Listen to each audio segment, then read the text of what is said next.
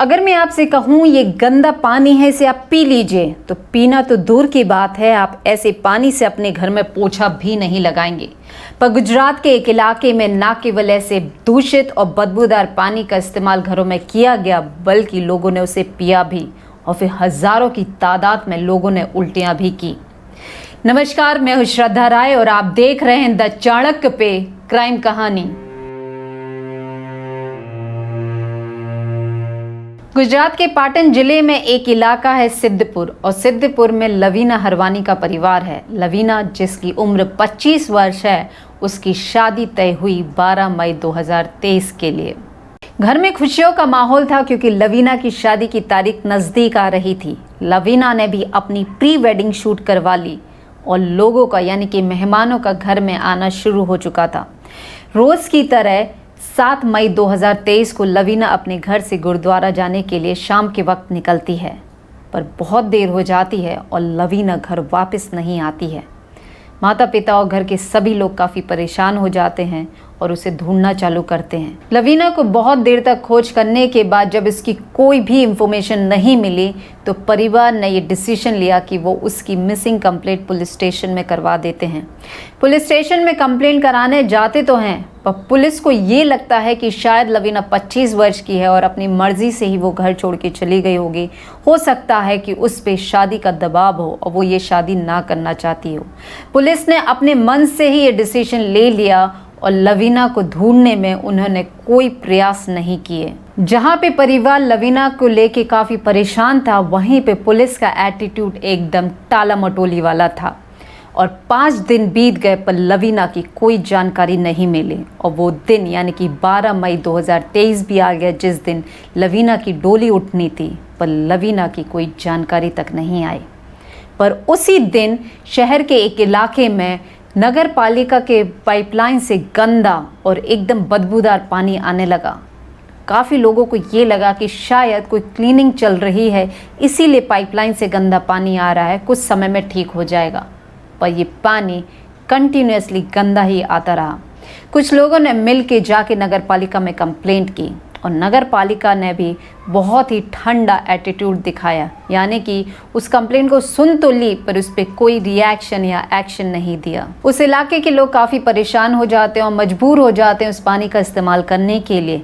इसीलिए ना केवल वो घर के कामकाजों में बल्कि पीने के लिए भी वही पानी का इस्तेमाल करते हैं। 12 मई निकल जाती है और 13, 14, 15 मई भी आ जाती है, पर वही गंदा और दूषित पानी घरों तक पहुँचता है। काफ़ी लोगों की तबीयत खराब होने लगती है, कुछ उल्टियाँ भी करते हैं और कुछ इतने मजबूर हो जाते हैं कि वो बाहर से जाके बॉटल का पानी लेके आते हैं और उसका इस्तेमाल करने लगते हैं। पर नगर पालिका तो अपने में ही थी, उन्होंने इस चीज़ पे ज़रा भी ध्यान नहीं दिया कि आखिर लगातार इतने दिन से गंदा पानी क्यों आ रहा है। पर 16 मई 2023 को नगर पालिका के होश फाख्ता हो गए जब उन्हें ये पता चला कि वहाँ के लोग इसीलिए नाराज़ हो चुके हैं क्योंकि अब वो जो गंदा और दूषित पानी आ रहा था वो भी बंद हो गया। यानी कि 4,500 परिवारों के घरों में पानी आना पूरी तरीके से बंद हो गया। इसीलिए नगर पालिका तुरंत ही एक्शन में आती है और उस इलाके के और आसपास के इलाकों के पाइपलाइंस को चेक करते हैं कि आखिर क्या समस्या हो चुकी है। नगर पालिका के कर्मचारी अब सफाई करना चालू करते हैं और लगभग सारी पाइपलाइन क्लियर मिलती हैं। उन्हें कुछ भी ऐसा नहीं मिलता है जिससे ये पता चले कि आखिर पानी आना बंद क्यों हो गया है। पर एक पाइपलाइन ऐसी आती है जिसमें कुछ अटका हुआ मिलता है। जब वो उसमें हाथ डाल के बाहर निकालते हैं तो उन्हें ऐसा लगता है कि शायद कोई मांस का टुकड़ा है।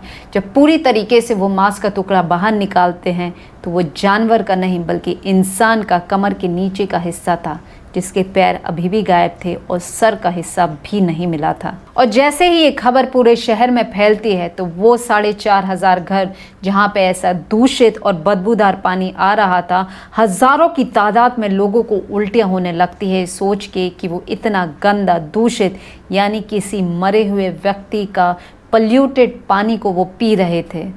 नगर पालिका शव के टुकड़ों को पुलिस को सौंप देती है। पर उसके लिए अभी भी बहुत बड़ा चैलेंज था, क्योंकि पाइपलाइन से पानी अभी भी बाहर नहीं निकल रहा था।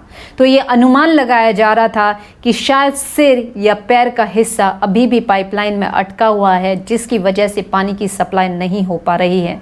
इसीलिए नगर पालिका रोबोटिक कैमरे की मदद लेती है, पर उसमें कुछ खास सक्सेस नहीं मिलती है। इसीलिए वो ट्रेडिशनल तरीके से इस प्रॉब्लम का सल्यूशन निकालने की कोशिश करते हैं। पानी की टंकी को पूरी तरीके से भरा गया और एक साथ उस पानी को छोड़ा गया, क्योंकि जिस फोर्स से पाइपलाइन तक पानी पहुंचा, नतीजा ये हुआ कि 2 पैर बाहर निकल आए। और कुछ समय के बाद पाइपलाइन से जो पानी फोर्स में आ रहा था उसकी स्पीड नॉर्मल हो जाती है, और जिस इलाके के घरों में पानी नहीं आ रहा था वहाँ भी पानी की सप्लाई शुरू हो जाती है।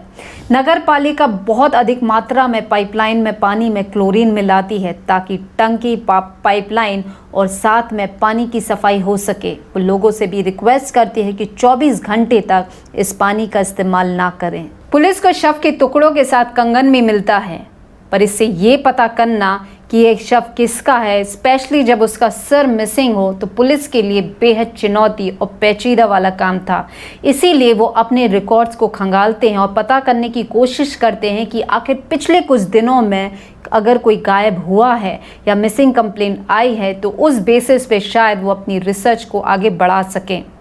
अपने मिसिंग रिकॉर्ड को टटोलते हुए पुलिस के सामने लवीना का केस आता है, और इसीलिए वो लवीना के परिवार के लोगों से ये जानने की कोशिश करते हैं कि कहीं ये कंगन या जो बॉडी पार्ट्स उनको मिले हैं वो लवीना के तो नहीं। पर लवीना की बहन ये कंफर्म करती है कि कंगन लवीना के नहीं हैं, और आधे हिस्से से बताना बेहद डिफ़िकल्ट काम था कि आखिर ये लवीना का शव है या नहीं है। पुलिस अब 7 मई 2023 के CCTV फुटेजेस को चेक करती है। उन फुटेजेस में उनको मिलता है कि लवीना शाम को 7 बजे 7 तारीख को घर से निकलती है और बड़ी तेज़ी से कहीं वो जाती हुई नज़र आती है, पर वो उस समय अकेली थी। पर थोड़ी देर के बाद ही बाइक पे 2 व्यक्ति भी नज़र आते हैं। दूसरे फुटेजेस में ये नज़र आता है कि लवीना उस रोड की तरफ बढ़ रही है जहां पर ये बड़ी टंकी है, और जिसका पूरा कांड अभी हाल ही में सामने आया था।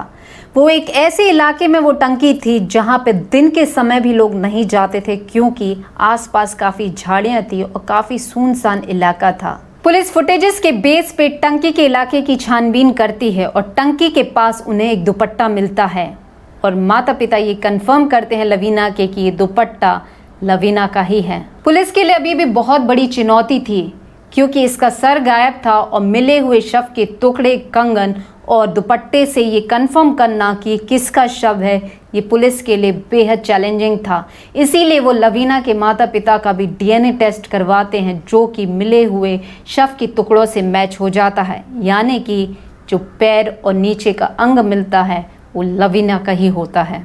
पुलिस के सामने अब प्रश्नों का पहाड़ खड़ा हुआ था कि लवीना ने खुद अपनी जान ली है या किसी ने उसकी जान ले ली है। अगर लवीना ने खुद अपनी जान ली है तो वो एक सुनसान इलाके में रात के वक्त इतनी ऊपर टंकी तक कैसे पहुंची, और अगर पहुंच भी गई तो आखिर उसके शव के टुकड़े कैसे हुए, और अगर किसी ने उसकी जान ली है तो उसे कैसे वहां तक ले जाया गया और उसके शव के टुकड़े कैसे करके टंकी में फेंके गए। ये एक ऐसी अनसॉल्व मिस्ट्री है जिस पे पुलिस अभी भी काम कर रही है। इससे मिली सूचना, जो भी जानकारी हमारे पास आएगी हम आपको ज़रूर साझा करेंगे। पर यह भी बहुत बड़ी हकीकत है कि पुलिस की लापरवाही की वजह से आज लवीना दुनिया में नहीं है। नमस्कार।